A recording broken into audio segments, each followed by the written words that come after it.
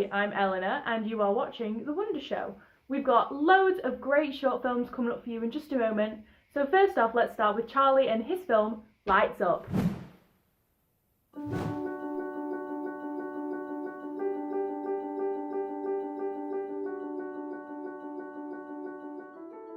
I'm Victor Hawkins, one of the town councillors and chairman of Welcome to Wetherby. The lights are usually nothing to do with Welcome to Wetherby. It's usually a group of volunteers from Wetherby who get together and put them up each year, do an amazing job. We were approached by the town council if we would like to help with the organisation of Wetherby Lights this year, because obviously due to COVID, a lot of the volunteers are over 70 and they were all shielding. So we had a meeting and we said, yes, we'd like to help and get the lights up around Wetherby. Every year we normally start a Remembrance Sunday for a reason, because the roads are quiet and we're using a JCB telehandler, which is running around the streets, causing a bit of havoc, so the traffic's normally quieter. And so we can get up to places like the side of the town hall, up on the side of buildings. One drunken night in the Bull with Steve Kerr and a few others. It wasn't going to go ahead, the Christmas trees this year, because of COVID. And so I said, well, why can't we do it? And Steve looked at me and he said, well, I was going to stick a big tree up in the square. And I said, well, we can't just put a tree up, surely we can put a few other bits up. As you can see, it led to everything going up. The only thing we're missing this year is the switch on. We normally have a big switch on event in this area in front of the town hall. But unfortunately this year we can't have that. The atmosphere in the town has been, to start with, obviously with COVID, with everyone's feeling quite flat, businesses have been struggling, the towns, you can see, everyone's been quite lethargic, and then now we've got all these trees and the lights up, and it's sort of, you can see it's boosted everyone's spirits. I'm absolutely stunned that in a week all of them have got up, they're all in place. It's a wonderful showing of what can happen with people from Wetherby. When we get together, it's amazing what we can do. I was actually driving home from work last night and there was a crowd of children with parents making their way down the high street, obviously coming to look round Wetherby and look at all the Christmas lights and spot all the different ones that we've got, and it makes you feel really good. And I'm really proud of what everybody's done. It's been amazing. They've been a marvellous bunch that have put them all up. We're really, really pleased to see the result is as good as it normally is. We're just really proud of everything that everybody's done in Wetherby as a community. It's what Wetherby does best. Everybody pulls together in times like this, and it's just amazing. And just thank you to everybody who's been involved.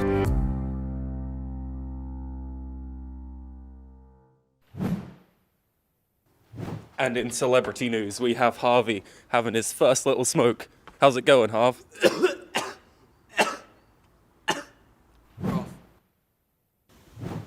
Earlier, I caught up with Charlie to talk about his filmmaking process for his 3-minute wonder.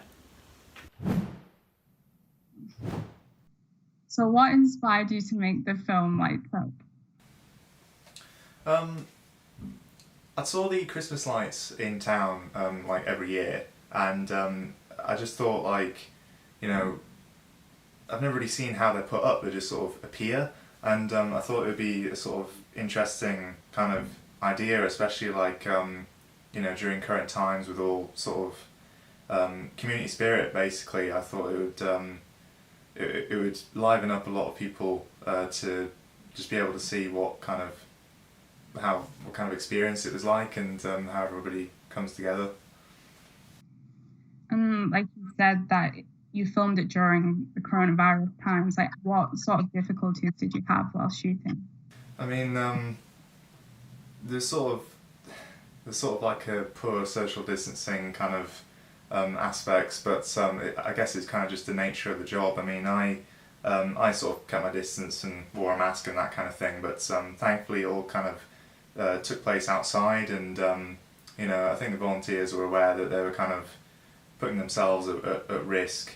Of course, they want to protect the public as much as they want to put the lights up. It's important that everybody's health and safety comes first, and yeah, so I just did what I could to basically minimise risk, and so did they. And I was wondering, like, did you collect a lot of footage? Like, did you find it hard to keep to the 3 minutes? Yeah, there's a lot more footage than I put out, because I just found that a lot of the stuff kind of looked the same. Eventually, it was sort of, you know, once you've seen one Christmas light put up, you know, they all get put up, and I think the more interesting fact of the film was you know, the interviews instead of like the actual action. Do you think that you'll make more documentaries in the future?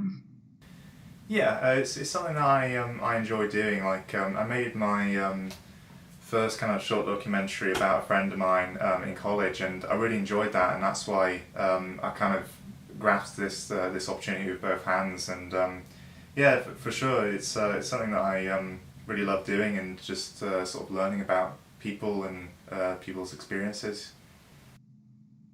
Thank you. And in politics today, Donald Trump has been banned from Twitter. What's he going to do? Tweet about it? Next up, we have Ben Rourke's short film about how small businesses have coped during COVID. 2020 has been a hard year for most of us, but one area in particular where it has been hard is small local businesses. I sat down with a local business owner to discuss how COVID has impacted their business and what they did to circumvent the issues. Hi, my name is Fiona and I have a holiday let business here in Berwick-upon-Tweed. I've been asked today to talk about how our business has been affected by COVID and some of the measures that we've had to introduce in order to deal with COVID. We were extremely busy on the run-up to the initial lockdown in March of this year. Basically everything just got cancelled.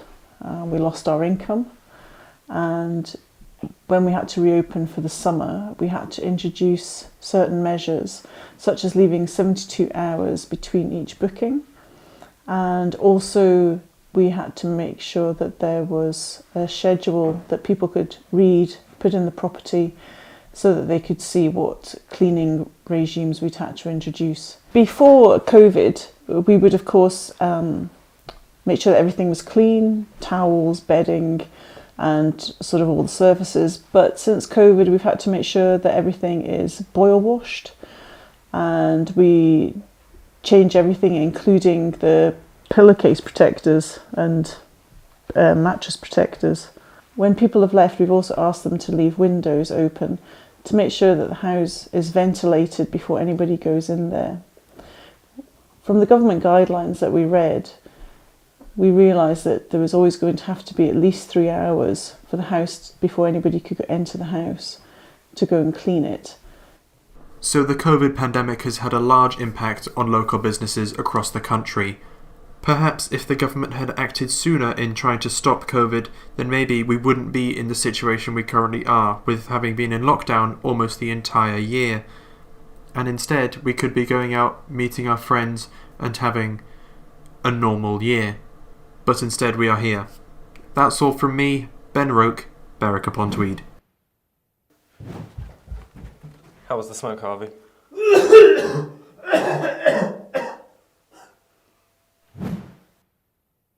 So first and foremost, before we carry on, I would like to apologise for my presenting space. It's not as professional as it would be in the studio, but we have to deal with what we can. And the positive is, it's very homely. So now before we continue, let's take a look at the weather. It's cold.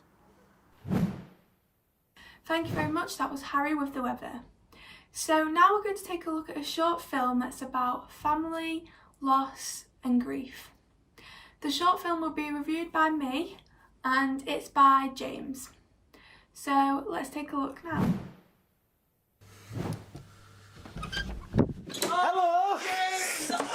I'm so happy to see you. How are you doing? Remember just to be... Just be myself, yeah. Yeah, be yourself, exactly. No, that's what I want to be. Because you're an interesting character. Yeah, go on. You're a very, very interesting character. Right. Hello. Hello, darling. How have you been? How have you been?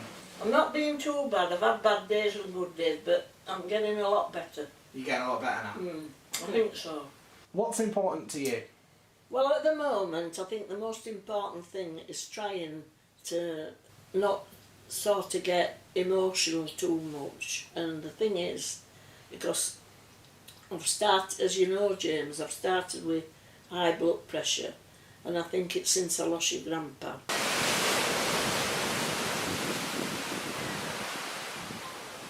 I'm just saying that I'm happy when I'm down here because it gets me closer to your grandpa.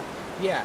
And that's why I come down here a lot. You used to quite like... And that's the seat he used to sit in over there. That one over there? Yeah, we used to sit here and have a sandwich and have a takeaway coffee from that cafe over there. Have you been looking forward to Christmas? Yeah, I have. Yeah, and I've enjoyed it so far. But then, in another way, I haven't.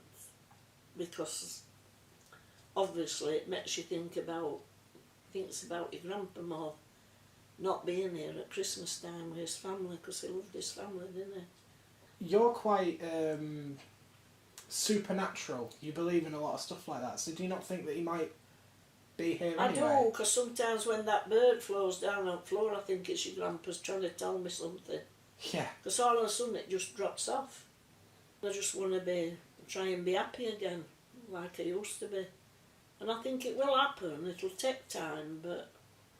Otherwise, yeah, as long as I sort my blooming blood pressure out, I'll be happier still, I think. That was the short film Coping by James. I hope you all enjoyed it as much as I did. I found it very emotional, connecting emotionally with the main character as we see her family history, seeing pictures of her husband who's passed now, her explaining how she feels, watching her reminisce on places where she used to go with her husband. I think James really portrayed that well and helped us connect well with the character. I thought it was a good film and I connected with her where I just wanted to give her a hug. So well done, James, and I hope your grandma as well. Thanks, Ellie. Last but by no means least, we have a world exclusive here today on The Wonder Show with a sneak preview from Patrick Newton's upcoming shadowing of a young filmmaker.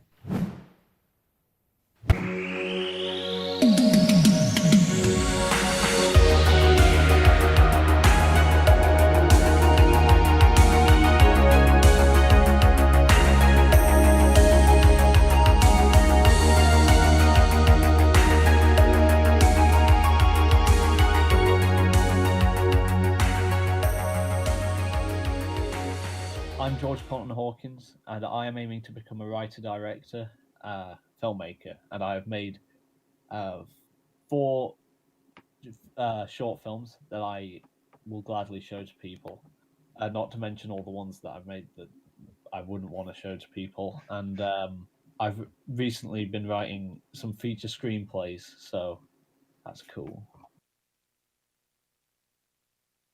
The Unit 20 was actually an extract from the start of a feature film that I'd planned called The Dark Man. And so the ending of that film is very open-ended. It is intentionally quite a thing just to jump off and into the end credits with, because there's so much that's built up from there. But I also saw that in that opening there was this element of unknown which I really wanted to just explore. So if you want my opinion of what The Dark Man is, the short film that is, in its entirety, it is a horror film without any of the aesthetics of one. Right. It's only a horror through the very essence of the unknown that is the Dark Man per se. It's never actually seen or even really influences the story, but you know that it has to, because why would it be there otherwise? And it's the name of the title, and you know it's an element of some evil, you know. Sadly, that's all we've got time for. Thank you very much for watching The Wonder Show, and thank you to all of our fantastic contributors. Stay safe out there, guys.